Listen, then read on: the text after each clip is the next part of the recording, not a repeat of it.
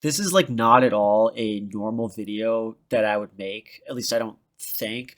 But I really, really wanted to talk about this because I'm actually losing my mind over this thing. And it's been consuming my brain for the last like probably like 24 hours. And I just need to get it out there into the world so that I can know that I'm not crazy. And so it was prompted by this Veritasium, I think that's how you say it, video that I was watching. It came out about a month ago, and it's essentially a full 25-minute video diving into what's known as Newcomb's paradox. And the paradox, we'll watch some of the video and we'll kind of explain what it is. But it's this like thought experiment. I think I'm just gonna let the video itself explain it instead of me. But I'm losing my mind at this problem because it's known as a paradox. That's because, there should be like a couple different rational choices here, both having their pros and cons. But I've been sitting with this problem for so long, like for literally hours, just laying here, sitting here, thinking about it. And I don't think that there's any other solution besides one. I think there's a singular correct answer to this problem. I'm not trying to be egotistical. I just am truly losing my mind at how anyone could possibly choose anything but the answer that I choose. So I want to show you what the problem is and we'll kind of dive into it. We'll watch this video and you can let me know what you think of this and let me know if I'm crazy or if I'm being stupid, but let's just get into it. You walk into a room and there's a supercomputer and two boxes on the table. One box is open and it's got $1,000 in it.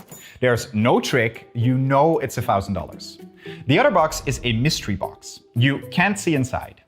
You also know that this supercomputer is very good at predicting people. It has correctly predicted the choices of thousands of people in the exact problem you're about to face. Now, you don't know what that problem is yet, but you do know that it has been correct almost every time. Now, the supercomputer says you can either take both boxes, that is the mystery box and the $1,000, or you can just take the mystery box.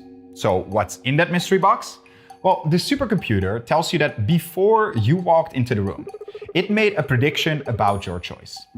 If the supercomputer predicted you would just take the mystery box and you'd leave the $1,000 on the table, well, then it put $1 million into the mystery box. But if the supercomputer predicted that you would take both boxes, then it put nothing in the mystery box. The supercomputer made its prediction before you knew about the problem, and it has already set up the boxes. It's not trying to trick you, it's not trying to deprive you of any money. Its only goal is to make the correct prediction. So what do? Do you take both boxes or do you just take the mystery box? All right, so that's the problem, right? You have a choice between taking one box and two boxes. And the key detail about something like this, like a thought experiment like this, right? The big catch is this supercomputer that accurately predicts whether you're going to take one or two boxes. I mean, like, you probably will not be able to outsmart this computer because it's been accurate for every single person that has done this problem or been in this scenario prior. So like we're talking thousands of people probably that have been in this scenario. The computer predicted it accurately every single time. And so that's the part I'm hung up on because I don't understand when we see here some of the other people's answers and what their thought process is, why we seem to ignore that this supercomputer is essentially like a godlike entity that can accurately predict who you are and the kind of person you are and what that means about the choice you're going to make. And we're just somehow ignoring that part of the problem, and I don't understand why. Don't worry about how the supercomputer is making its prediction. Instead of a computer, you could think of it as a super intelligent alien, a cunning demon, or even a team of the world's best psychologists. It really doesn't matter who or what is making the prediction. All you need to know is that they are extremely accurate and that they made their prediction before you walked into the room. Pause the video now if you want to think about it. So again, he says it doesn't matter what you think this thing is, whatever it is in your mind. All that matters is this thing has accurately predicted this a lot before, and it has already made a decision for you prior to entering into the room. And I guess that's the thing that people get hung up on, is they see it as like, oh, I could outsmart it because it's going to think I'm going to do one thing, but then I enter the room and I like pull like a, pull the rug out from under them. But like, wouldn't the computer that's all knowing know that you're going to do that? And that's where I'm getting confused with it. Let's continue. Of course you take 2 boxes. I would pick both boxes, I think. I would not get the 2 boxes. I think I'm taking both boxes. Let's go. Okay. This is seeming less paradoxical than I thought, because I should just go in and take the mystery box only. No. What? Okay, so before we continue, I just realized I haven't even said what my stance is. I 100% agree with him, and that you should just take the singular box. And I understand in this scenario, the maximum amount of money that you could make is 1 million and 1,000. If you somehow trick this computer into making it think you're going to take the single box, but you end up taking both, and therefore you walk away with 1 million and 1,000. But to me, it's essentially a free $1 million, because I can just walk in there and be like, yeah, I'm going to take the single box, the mystery box. And the computer goes, all right, here's $1 million. So why would I not just take the $1 million? I mean, I know that people are taking the 2 on the off chance that you can get the 1,000,000. But like, I feel like 1,000 isn't even that much for a problem like this. Like, I mean, would I rather have $1,000 or $1 million? I mean, $1 million would drastically change my life compared to $1,000. And the difference between 1 million and 1,000,001 is really nothing. So I feel like you just take the $1 million. Like, I feel like that's the answer. Like, just take the $1 million. And I know that there's like, there's logic here about it, but it's like, to me as a human being, I'm like, I want $1 million. And I love thinking about problems like this. I truly do. But the difference between 1,000 and 1 million is not as much as, is really, it's actually a lot, is what I'm trying to say. It's a lot. And so $1,000 in my life is what is good, but it's like, I would live without $1,000. But I would not rest easy knowing that I could have had a free $1 million and I just didn't take it. So I please explain to me, what are the 2 possible scenarios here? Here are the arguments for each camp. Look, I'm a reasonable guy and I like money, so I'm gonna do whatever gets me the most money. So let's go weigh the outcomes of both of these decisions. First, I'm gonna say that the probability that the computer predicted my decision correctly is gonna be C. So the computer got it right. And because of that, the probability it got it wrong is gonna be 1 minus C. So let's look at what happens if I try the 2 box. There is a C chance of me getting $1,000 and a 1 minus C chance of me getting $1,001,000. If I add these 2 together, I get a weighted sum, which is gonna tell me how much I can expect to get if I try the 2 box. This is also known as expected utility, or the EU of 2 boxing. And I can just simplify this expression a tiny bit. So let's look at what happens if I try to 1 box now. There's a C chance of me getting $1 million, and there's a 1 minus C chance of me getting nothing. So we can cancel this out, simplify this to just $1 million times C. If I equate these 2 expressions, I'm gonna get the C at which these 2 expected utilities are equal. And it turns out that the C at which this happens is 0.5005, or 50.05%, which means if the computer is better at predicting than what is basically random, then the expected utility of 1 boxing is gonna be higher. Now I know that the computer is much better at predicting than that because it accurately predicted thousands of people before me, which means I'm sticking with my 1 box. Here's my $1 million. Take that, Casper. Thank you very much. So what he's setting up here makes a lot of sense to me, because it's basically saying there's kind of like a 50-50 chance here, and at that point it's just 50-50 whether you take 1 or 2 boxes.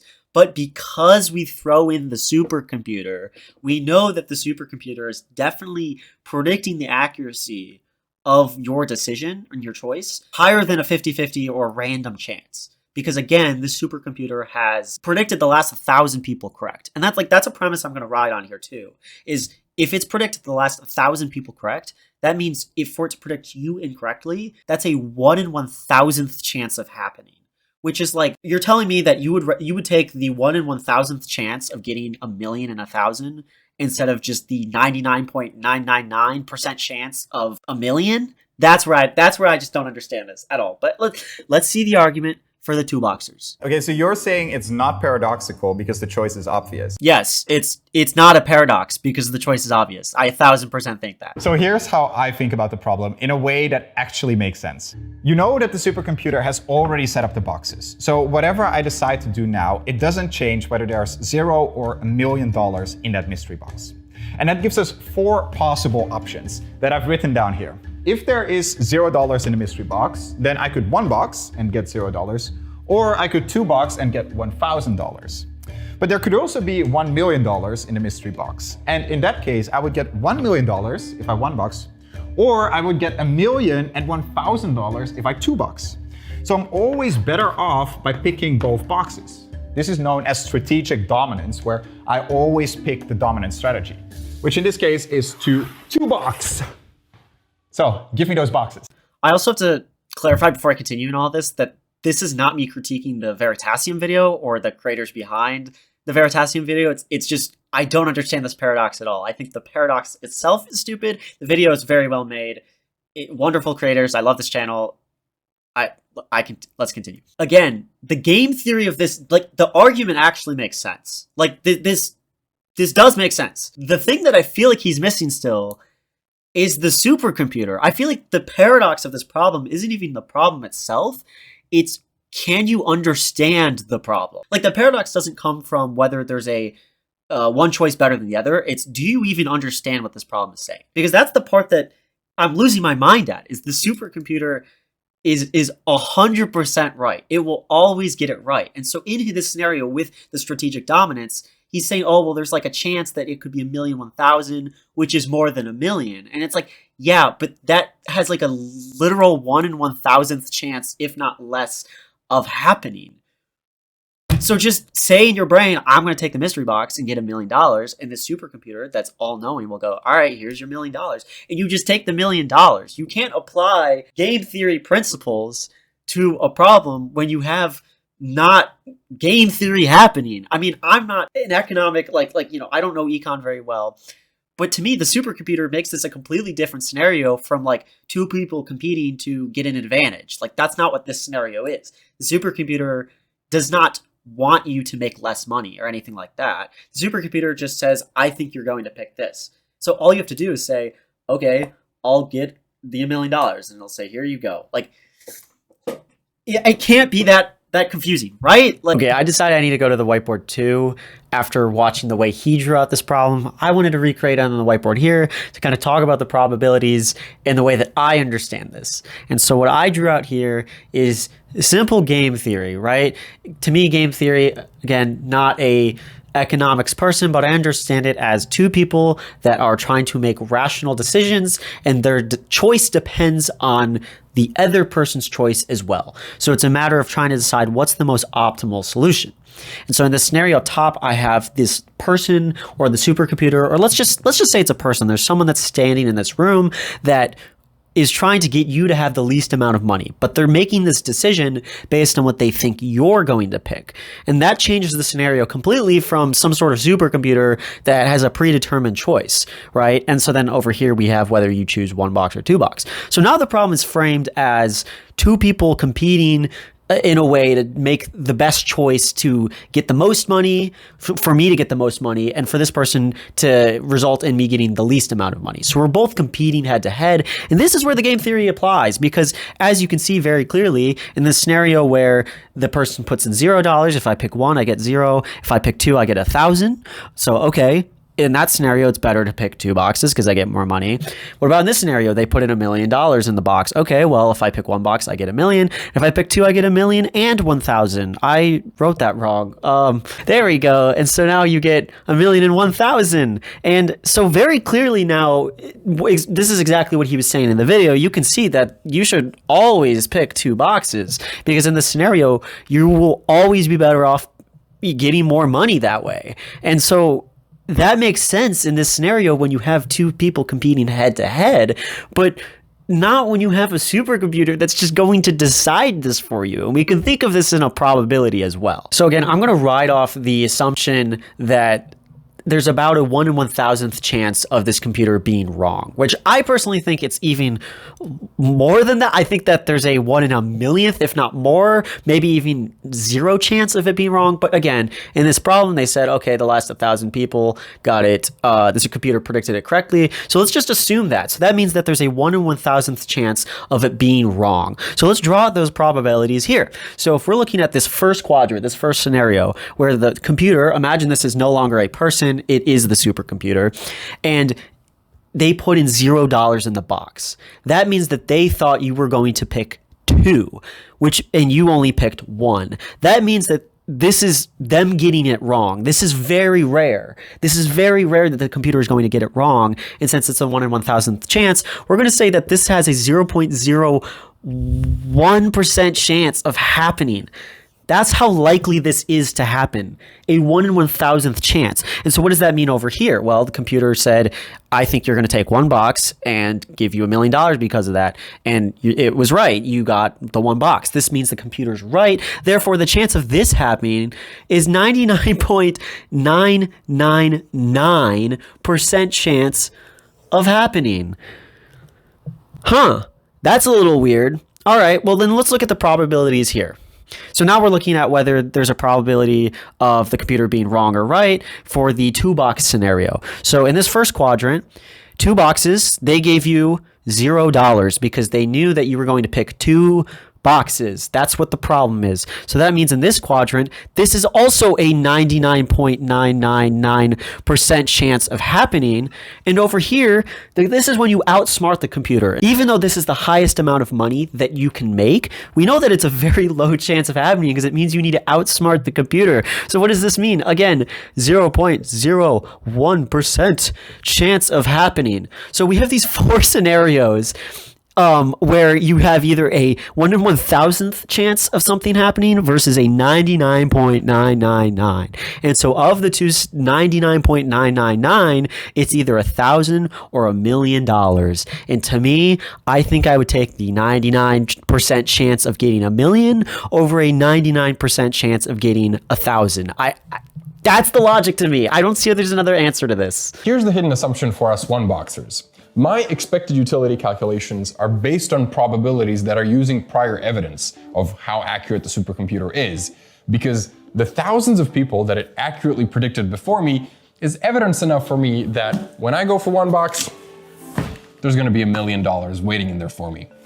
This is based on something called evidential decision theory. And using this decision theory, you get these expected utilities, and my choice is obvious from there. Yes, I agree, but even then, I don't even think it's that complicated to give it this like proper term. It's literally just, can I take in evidence and data and look at a pattern and a trend and go, well, pretty much every single time, if not every single time, the computer was right. So why would I be the exception? Like, I don't understand why this is like some sort of like big thought experiment of like, these people are making this assumption that like others aren't. I feel like everyone should be able to make this assumption. Am I going crazy? It's so obvious that you just take the million. But I make my decision based off something else, something a little more rational, because I believe that whatever I do now can't influence and change the past. I only take into account things that I can actually influence. And clearly, whatever I do now, whatever I think now, is not going to change whether that $1 million is going to be in the mystery box or not, because it was already set up before I learned about the problem.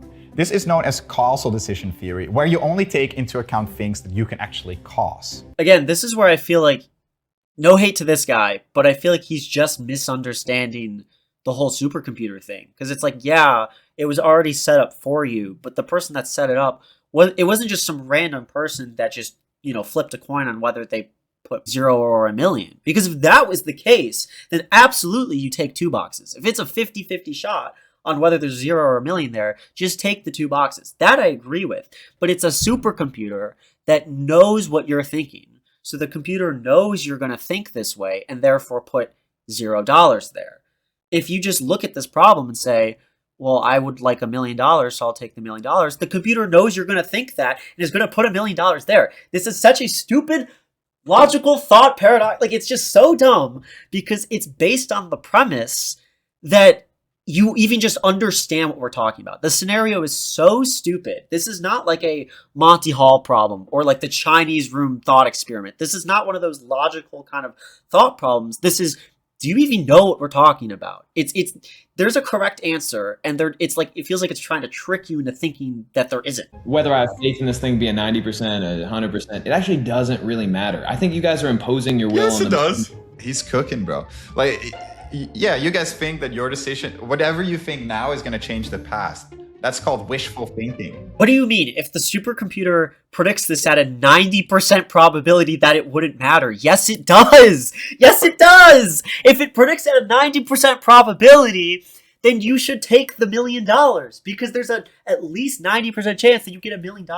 And on the chance that it's wrong, that you don't get $1 million, that you actually get zero, guess what? Your life doesn't change. Your life doesn't change. You already had $0 in your bank account. So this changes nothing. Why not just take the $1 million? I don't understand it. I don't understand. You're gonna walk into a room and there's either money in the room or there isn't money in the room. Your question is, do you pick it up? Of course. We're trying to do you a favor here. Yes, exactly. Do you pick up the money? Do you want $1 million or $1,000? That's what this paradox is. Do you want $1 million or $1,000? If you're a two-boxer, you're basically just saying you'd rather have $1,000 than $1 million. That's what I don't understand about this problem. You're not doing me a favor because your decision making does not affect, your little thought does not change God's mind, bro. Henry, if you convince yourself that you're a one boxer, you've convinced the machine. I don't believe that. What do you mean you don't? I don't believe you convincing yourself should impact what the machine thinks of you. Because often you're just walking into a room and it's already made the prediction. You can't impact it, you know? I agree with this guy. That's the one boxer. Like, what do you mean it doesn't matter? The whole premise of the problem is that this supercomputer has made the accurate prediction based on what it thinks you're going to pick. So if you walk into that room thinking to yourself that you want $1 million, it's going to give you $1 million. I don't understand. And because both of those assumptions are true, both camps have valid answers. But if there's no right answer, then is this just a meaningless problem? Yes, it is. I mean, okay, there is something to take from this, and that's what they get into in a second here in this video, is that I think it becomes a problem more about free will rather than like logical problem solving. Because the question isn't whether you can come up with a rational solution, it's just, do you think you can outsmart the computer? Which then becomes a question of free will. Like, do you really think that you're going to step in there and like pull out the rug under it, like I've been saying, and somehow get 1,000,001,000? I personally don't think so. And I also am a little frustrated because I don't know how much that has to do with free will, rather than just, this person told me that it's going to predict it correctly. Why would I outsmart it? And I think that's why I'm so frustrated by, again, not this video, but the problem. And I could be wrong here, okay? Someone could tell me I'm wrong on this, because I'm very much someone that is worried about the rise in anti-intellectualism and how people don't want to meaningfully engage with certain things because it challenges their beliefs or challenges the way they think of things. And we just don't want to sit with things long enough that are difficult or make us uncomfortable. That's a problem. But I also worry about the other end, where the response to anti-intellectualism, and this is not a new problem by any means, but it's just, I just want to talk about it. The response to anti-intellectualism sometimes is this, like, as I'm going to call it, pseudo-intellectualism, which is like turning something that isn't really that like complicated into something more complicated than it needs to be, which is why I think I feel so passionate about talking about this on the channel. Because again, that's like one of my goals, is that I don't think science, especially physics as a subject, has to be gatekept as this like prestigious thing, but it always is. And I think this problem is another example of it's trying to make you think that there's like some deeper thought and some deeper complex answer that you just didn't think about. And there's these theories that can explain different rational things. No. Do you want $1 million or do you want $1,000? That's what this problem is to me. And I'm just so frustrated at these scenarios that are trying to make something out of nothing. Like, this is such a dumb paradox to me, because it's not a paradox, because there's one clear answer. It's just so obvious to me what that answer is. And like, other paradoxes are fun to think about. I think the Monty Hall problem is a great example of not exactly like a paradox, but a fun thought experiment where it can go into why some people might think one way versus the other, but at the end of the day, there is kind of a clear explanation. Problems like that are really cool to me. This isn't that, because the premise itself is just so ridiculous. It's saying, what if we took like a standard like game theory problem and just made a supercomputer, and now all of a sudden this just isn't game theory. It's just like it's completely its own thing. I feel like that's just really dumb, and I don't get it. I do appreciate that this video goes a bit into free will. I also just feel like there's more interesting ways to talk about the concepts of free will and decision making that aren't this paradox.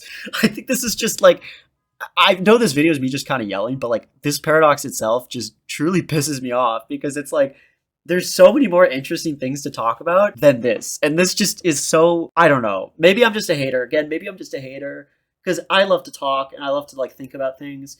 But this one just like I've been sitting with this for like I said, at least 24 hours because I'm so confused. I'm just so confused about how this is even something we're entertaining, honestly. But I don't know. Maybe I'm missing something. I apologize if this video ends up being a little too long. I love to talk, but it's just genuinely, I was losing my mind at this. And again, I'll say it for like the third time. This is not an attack on that channel. Great video, great channel. I'll link it down below. I just don't understand this problem. And I think it speaks to a bit of what I believe in. And that, like, as I mentioned, I don't think there's a point in having conversations that are pointless and almost elitist in nature, where we're like limiting intellectual thought behind this like complex idea, and it's like it's really not that complex at all. So anyway, I hope you enjoyed this. See you in the next one.